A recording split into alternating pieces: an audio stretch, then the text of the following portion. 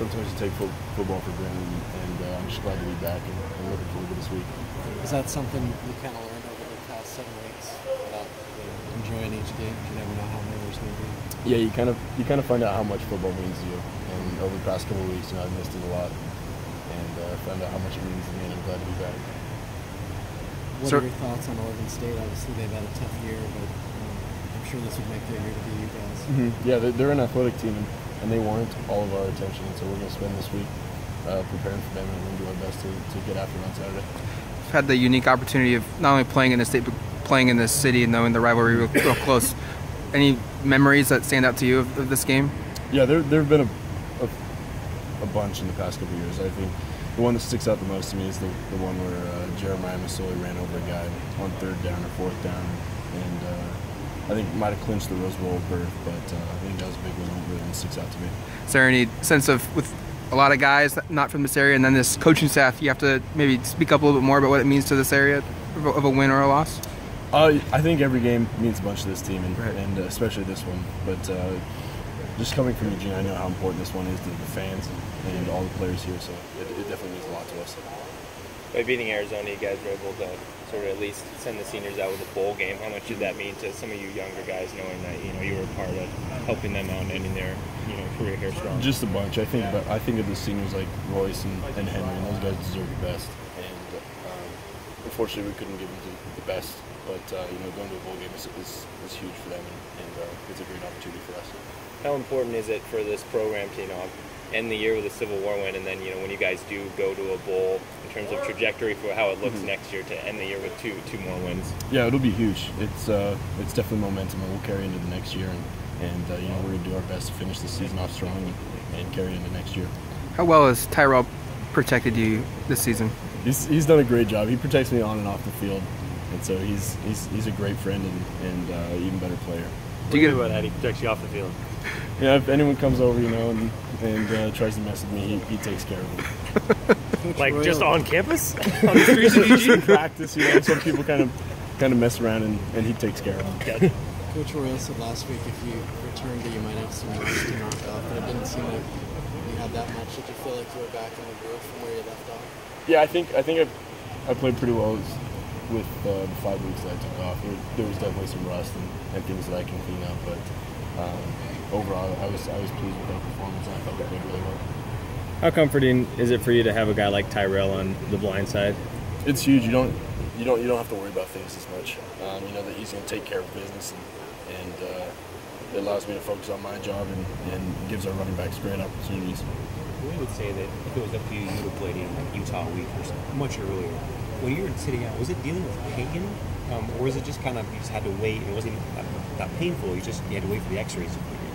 Yeah, it was kind of just had to let the bone heal. It wasn't to where it needed to be, and we felt that it put me further behind if I came back too soon. Do you look at the Aaron Rodgers injury and think it could have been worse? Yeah, it definitely could have been worse. I think I'm fortunate to be here today and in a good position where I'm able to play soon and didn't miss too much time. Coach Arroyo said you kind of worked on how to fall on that shoulder. What kind of things have you worked on to protect it a little bit? Just kind of things like sliding and the ball's on the ground rolling over and not letting anyone get a clean shot on my shoulder. You're a big guy. You've gotten a little stronger over the offseason. How hard is it for you to slide and not want to put a shoulder down on someone? It's pretty tough, but thankfully I play baseball, so sliding hasn't been too much of a challenge. And so, yeah, it's just kind of just working with things and realizing that sliding is probably the best option to take. On the touchdown run, there was a guy who might have had an angle on you. Were you starting to do the calculus, like, oh, am I going to need to go out of bounds, try to slide in like that? Yeah, I thought about running out of bounds, but like as I kept running, I thought, maybe I could get around this guy, and luckily I did.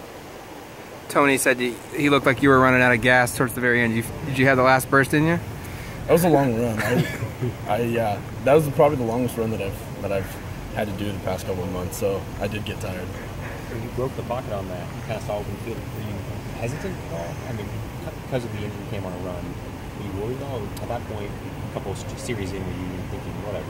Yeah, I think a couple series in, I didn't think much of it. I just knew that if someone was to come around, I'd protect myself and get down. But luckily there was no one around, so I took off. the whole time you were hurt, there was so much anticipation for your return. I mean, you're not on social media, I say it, but everything we deal with, people just when to see back. Was it surreal for you at all to kind of realize how many people in the state and the country had like a vested interest in your health?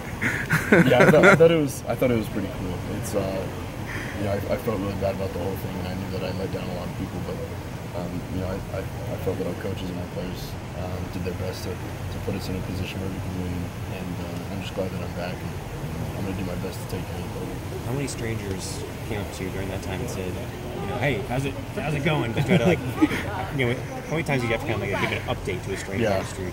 A few times actually, not as much as I think, but it happened a few times, and I just said, you know what, I'll be back, and I'm going to do everything I can.